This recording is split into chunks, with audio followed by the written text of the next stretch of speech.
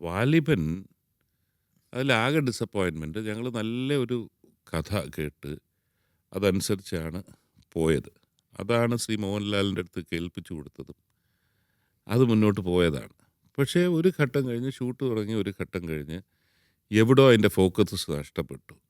ഒരു പാർട്ടെന്നുള്ളത് 2 പാർട്ടാക്കാൻ ഉള്ള ആലോചന വന്നു. പിന്നീട് അത് നിർബന്ധിതമായി. അവസാനം നമ്മൾ എന്താണ് ഉദ്ദേശിച്ചത് അത് ആ അർത്ഥത്തിൽ അവിടെ എത്തിക്കാൻ പറ്റിയില്ല. അതിലാണ് നിരാശ വന്നത്. പിന്നെ സെക്കൻഡ് പാർട്ട് ആലോചിക്കാൻ കഴിയുന്നില്ല ഇപ്പോൾ, അല്ല, അതിൻ്റെ ഒരു സെക്കൻഡ് പാർട്ട് ആലോചനയിലില്ല. വർക്കാവില്ലെന്നാണ് നിങ്ങൾ വിലയിരുത്തുന്നത്? അല്ല, ഇതുവരെ അങ്ങനെ വന്നിട്ടില്ല. ഇനി അതുപോലെ ബ്രില്യൻ്റായിട്ട് അതിൻ്റെ ഒരു സെക്കൻഡ് പാർട്ട് ആരെങ്കിലും എഴുതുകയാണ്, ലിജോ എന്നെ കൊണ്ടുവരുവാണെങ്കിൽ അന്നേരം നമുക്ക് അതിനെക്കുറിച്ച് ചിന്തിക്കാമെന്നല്ലാതെ ഇപ്പോൾ ഒരു പരിഗണനയിൽ പോലും ഇല്ല. ലിജോ ഒക്കെയും ഇതിൻ്റെ മൊത്തത്തിലുള്ള ഫീഡ്ബാക്കിൽ ആകെപ്പാടെ ഡിസ്റ്റർബ്ഡ് ആയിരുന്നോ? സ്വാഭാവികമായിട്ട് ഞാൻ പറഞ്ഞു, ലിജോ പോലൊരു ജീനിയസ് ഇൻ ഫിലിം മേക്കിംഗ്. പക്ഷേ പുള്ളിയുടെ തോട്ടിൽ വന്നത് ആ അർത്ഥത്തിൽ സ്ക്രീനിലേക്ക് പ്രതിഫലിച്ചില്ല എന്നുള്ളത് വരുമ്പം പുള്ളിക്കും ഡിസപ്പോയിൻമെൻറ്റ് വരുമല്ലോ.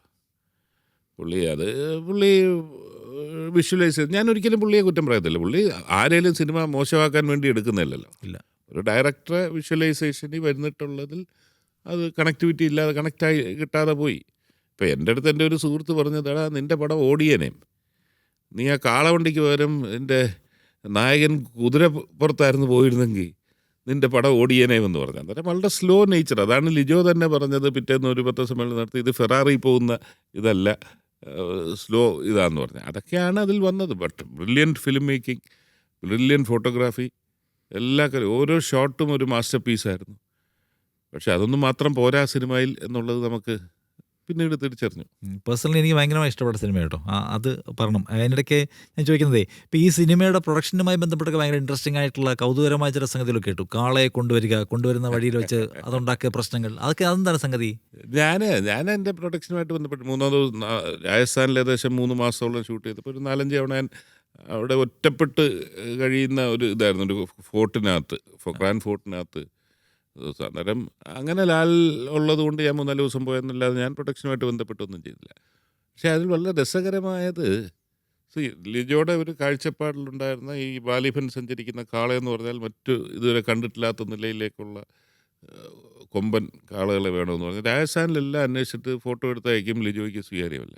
അങ്ങനെ ഗുജറാത്തിൽ ചെന്ന് അവസാനം ഫോട്ടോ അയച്ച് സ്വീകരിച്ചു. ലിജോ ആക്സെപ്റ്റ് ചെയ്ത് അവിടെ പോയി. എന്നാൽ അവിടെ നിന്നൊരു കാളയെ കൊണ്ടുപോകണമെങ്കിൽ പോലും സർപ്പഞ്ചിൻ്റെ ലെറ്റർ വേണം, വെറ്റിനറി സർജൻ്റെ പരിശോധന വേണം, എന്നിട്ട് ഫിറ്റ്നസ് കൊടുക്കണം, പിന്നെ ഏതോ ഒരു ഏജൻസി, ഇങ്ങനെ എല്ലാ ഏജൻസിയും വന്ന് പരിശോധിച്ച് ഫിറ്റ്നസ് കൊടുത്തിട്ട് മാത്രമേ ഇന്ന പർപ്പസിന് വേണ്ടിയാണ് ഇപ്പോൾ കൊണ്ടുപോകുന്നതെന്നുള്ളത് അവിടെ ഗവൺമെൻറ്റിൽ നിന്നുള്ള കത്തുമായിട്ട് വേണം നമുക്ക് ട്രാൻസ്പോർട്ട് ചെയ്യാൻ. അങ്ങനെ 12 കാളയെ 2 വണ്ടികളിലായിട്ട്, 2 ലോറികളിലായിട്ട് കൊണ്ടുവരികയാണ്. നമ്മൾ അവിടുന്ന് കൊണ്ടുപോവാണ്, ഗുജറാത്തിൽ നിന്ന് രാജസ്ഥാനിലേക്ക് കൊണ്ടുപോവാണ്. ആദ്യത്തെ ദിവസം തന്നെ അവിടുന്ന് തിരിച്ചൊരു 100 കിലോമീറ്റർ പോയില്ല.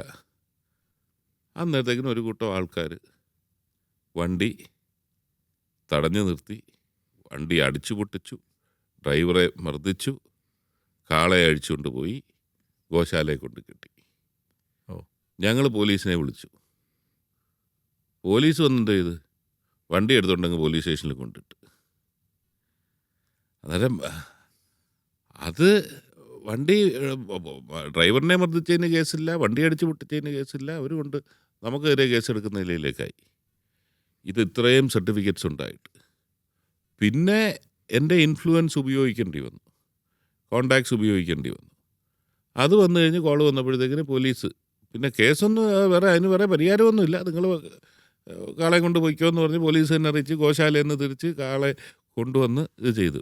പശുവിനെ ആണ് ട്രാൻസ്പോർട്ട് ചെയ്ത്, അല്ലെങ്കിൽ പശുവിനെ കൊന്നുകൂടാന്ന് മാത്രമേ ഈ രാജ്യത്ത് നിയമമുള്ളൂ. ഇത് കാളയാണ്, കാളയെ എല്ലാ സർട്ടിഫിക്കറ്റോടുകൂടി ട്രാൻസ്പോർട്ട് ചെയ്യുമ്പോൾ ഉണ്ടാകുന്ന സംഭവമാണ് ഞാൻ പറഞ്ഞത്. ഓക്കെ, പക്ഷേ എന്നാലും നമുക്ക് അടി കിട്ടിയാണെന്ന് ഒരു പരിഹാരമില്ല. ഇടക്കാലത്ത് ഇപ്പം അതോ ആ നോർത്ത് ഇന്ത്യൻ ഡ്രൈവേഴ്സ് രാജസ്ഥാനിലുള്ള ഹിന്ദുക്കളായിരുന്നു, മുസ്ലിങ്ങളായിരുന്നെങ്കിലോ? അതെ, അവർ രണ്ടും ഹിന്ദുക്കളായിട്ടുള്ള ഡ്രൈവർമാർക്ക് അടിയുണ്ട്, മറ്റേ ജീവൻ ബാക്കി ഉണ്ടാവില്ല. ബാക്കി ഉണ്ടാവില്ല.